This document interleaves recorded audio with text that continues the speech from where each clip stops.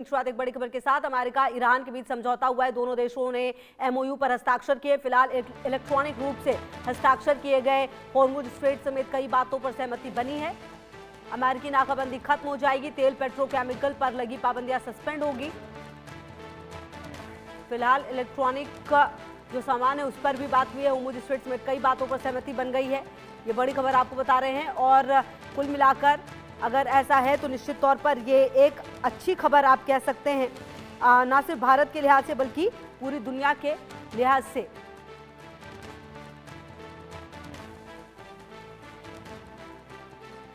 तीस दिनों के भीतर नौसैनिक नाकेबंदी हटेगी और आपको बता दें कि ये जो अहम जानकारी है वो आपको दे रहे हैं और अगर ऐसा होता है तो निश्चित तौर पर ये पूरी दुनिया के लिए एक राहत भरी खबर है, क्योंकि कहीं ना कहीं आप समझिए इजरायल ने अमेरिका और ईरान के बीच होने वाली जो शांति समझौते को मानने से इनकार भी कर दिया है। हालांकि अब इजरायल रक्षा मंत्री इजरायल काट्स ने कहा है कि उनकी सेना दक्षिणी लेबनान से पीछे नहीं हटेगी। लेबनान, सीरिया और गाजा में बनाए गए सिक्योरिटी जोन में इजरायली सेना अनिश्चितकाल तक तैनात रहेगी।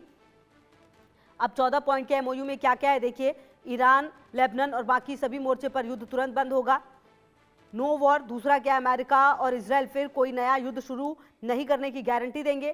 तीसरा है अमेरिका इजरायल की ओर से भी सुरक्षा गारंटी देगा।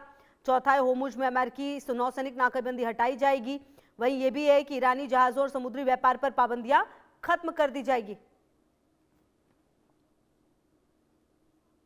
और कर्नल संतपाल राघव सर मेरे साथ रिटायर्ड जुड़ गए हैं, रक्षा विशेषज्ञ, बातचीत करने के लिए। सर, ये जो 14 पॉइंट हैं, इन 14 पॉइंट को आप कैसे देखते हैं? लेकिन दूसरी तरफ जो इजरायल है उसने तो क्लियर कह दिया, रक्षा मंत्री हैं जो कार्ड्स, उन्होंने कहा है कि उनकी सेना दक्षिणी लेबनान से पीछे नहीं हटेगी। फिर ये कैसा समझौता हुआ सर?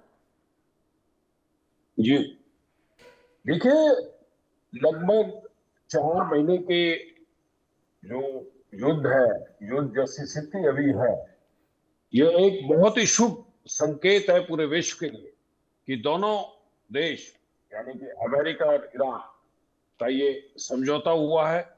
और ये समझौता अभी डिजिटली हुआ है और इन्होंने इसका उद्देश्य जो है, इसको संघर्ष को रोकना और दूसरा स्टेट ऑफ हॉर्मुज को खोलना।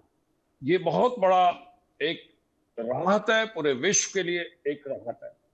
हॉर्मुज फिर से खुलेगा। ईरान सभी वाणिज्य जहाजों के लिए हॉर्मुज स्टेट खोलने पर राजी हो गया है, यानी कि सहमत हो गया है।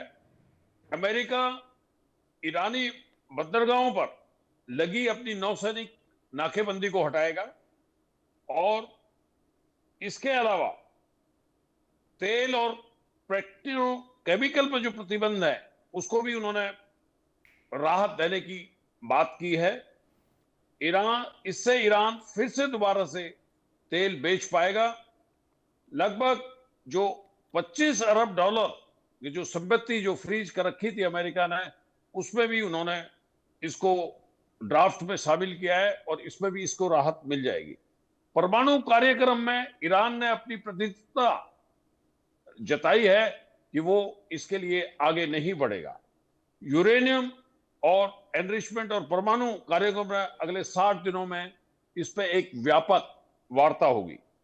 हॉर्मुज स्टेट दुनिया की ऊर्जा एक लाइन है। मैं ये कहूं, ये एक बहुत बड़ी जो व्यापारिक तेल के जहाज यहीं से गुजरते हैं, ये पूरे विश्व के लिए एक बहुत शुभ संकेत है। और इस समझौते की खबर आते ही वैश्विक बाजारों में तेल की कीमतों में गिरावट दर्ज हुई है। और ये एक अभी फ्रेमवर्क है, ये अभी एक फ्रेमवर्क है। इस पे दोनों देश इस पे डिटेल पे जो है वो बातचीत करेंगे। इजराइल का जो क्वेश्चन आपने कहा लेबनान पे, ये अभी क्लैरिटी नहीं है इस पे, बट आप ये देखें कि पिछले कुछ दशकों से वहां पे लेबनान बॉर्डर पे और इजराइल पे गोलान हाइट में, you see last 30 to 40 years it is keep on happening. तो it will take, ये टाइम लेगा सेटल होने के लिए, टाइम लेगा। Over to you. जी बिल्कुल। अच्छा सर, कहा जितने भी मैंने और भी जानकारों से जब बात की तो उनका ये कहना था कि अगर अभी युद्ध रुका तो 6 से 7 महीने का समय लगेगा सब कुछ नॉर्मल होने में, मतलब कि अभी भी स्थिति अब यही बनी रहेगी। लेकिन जिस तरह से पहले भी सीजफायर होता रहा है लेकिन वो टूटता रहा है, लेकिन अब अगर ये डील सामने आ गई है, क्या ये पुख्ता माना जाए कि अब सब कुछ ठीक होता हुआ नजर आएगा?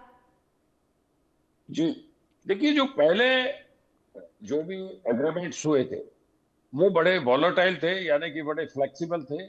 इसमें और इन्होंने इलेक्ट्रॉनिक माध्यम से एक दूसरे को आदान प्रदान किए हैं, और इस पर अभी एक डिटेल व्यापार जो है अमेरिका और ईरान, ईरान का भी नरम रुख है और अमेरिका भी का इस पे नरम रुख है। इसके अंदर आप देखें दोनों देश जो है एक लेवल पे आ गए, एक प्लेटफॉर्म पे आ गए हैं, और उसमें प्लस माइनस जो है वो होंगे। वो ये पूरे विश्व के लिए बहुत बड़ी कामयाबी है। दोनों देश जो है आ रहे हैं, लड़ाई से कोई फायदा नहीं है, कोई सॉल्यूशन नहीं होता।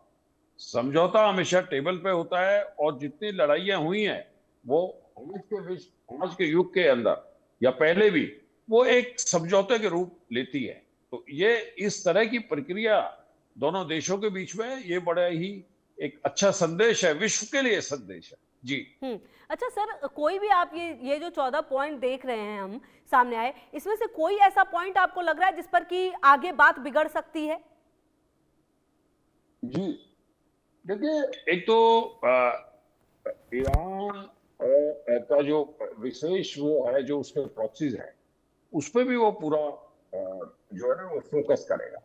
उस पर भी वो, बिकॉज उनको उन्होंने साथ दिया है, तो ये पॉइंट्स इस पे आ सकता है, परमाणु पे भी आ सकता है, और जो उनकी संपत्ति है, मतलब ऑल इस पे पॉइंट्स पे इफ एंड बट तो होंगे।